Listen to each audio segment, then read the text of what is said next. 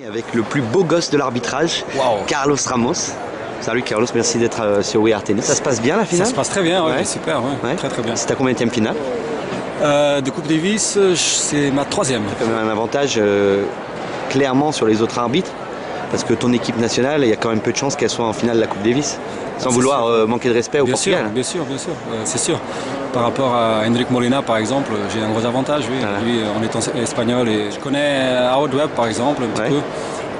Je pense que c'est une pression très différente, oui. Eux, ils ont l'aspect physique aussi. Ils sont des fois menacés physiquement, ce qui n'arrive jamais au tennis. Nous, on en a beaucoup au tennis aussi. Peut-être différent, c'est un peu différent peut-être, mais on ressent beaucoup la pression là, avant des matchs comme ceux qui se jouent ici, par exemple. Il y avait un documentaire sur les arbitres de l'Euro, je ne sais pas si tu l'as vu. Oui, je l'ai vu. Alors, où on sentait une tension mais énorme quand ils étaient sur le terrain. Est-ce que tu t'identifies à ça?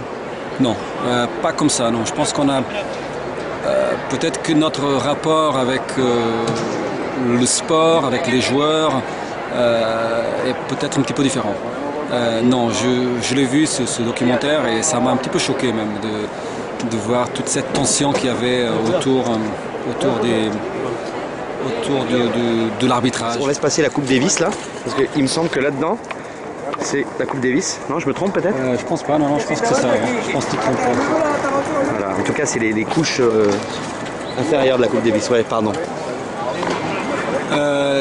Moi, je connais pas très bien l'arbitrage de rugby, même si je connais un arbitre de rugby anglais, un des arbitres professionnels anglais.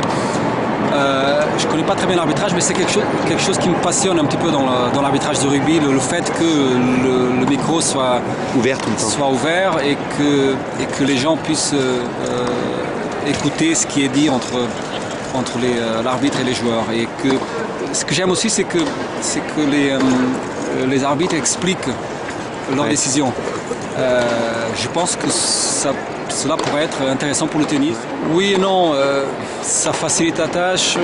Des fois quand les joueurs se connaissent très bien, des fois quand tu as des matchs entre joueurs même du même pays qui se connaissent très bien, ça peut paraître quelque chose qui va faciliter l'arbitrage, mais c'est un peu l'inverse. C'est difficile à juger quand est-ce que tu vas t'impliquer ou pas. Donc tu laisses faire, parce que tu peux les laisser faire entre eux aussi. Il faut laisser faire un petit peu, mais pas trop, parce que si tu laisses faire au mauvais moment, après tu ne peux plus prendre la décision. Donc il faut vraiment avoir beaucoup de feeling pour ces situations-là, et des fois ça nous complique un petit peu la tâche. Mais bon, le fait que les joueurs s'apprécient bien, et c'est le cas ici, je pense, ça facilite quand même les choses en termes de public, par exemple. Même entre eux, oui, ça facilite les choses. D'accord. Tu joues au tennis, toi? Oui. Ouais, t'as un classement? J'ai joué quand j'ai fait au Portugal, j'ai joué jusqu'à l'âge de 18-19 ans. J'étais un junior correct. Jamais eu de classement en France, mais j'ai très peu joué en France. C'est quoi ton niveau? Mais je dois avoir un niveau, je sais pas, 15-1. Ah ouais, quand même. Oui, si je m'entraîne, oui, 15-1, 15 peut-être, oui, si je m'entraîne beaucoup. D'accord. Bon, bah, il faudra qu'on joue une fois. Hein. Oui. Je pense que tu vas me battre. Je pense que tu vas me battre. Moi, j'ai un niveau, mon meilleur niveau, sans doute 15-5, 15-4. Oui, je vais te battre.